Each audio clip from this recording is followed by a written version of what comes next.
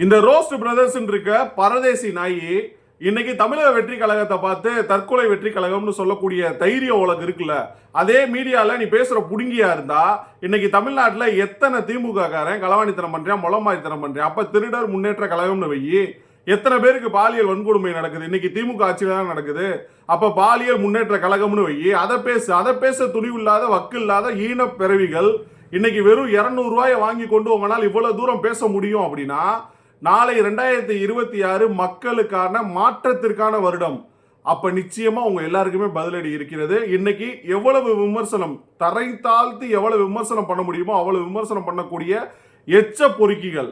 இன்னைக்கு வாய் இருக்குன்றதுக்காக நாய் எதை வேணா பேசும் அப்படின்றதுக்கு இந்த 2 நாய் தான் உதாரணம்.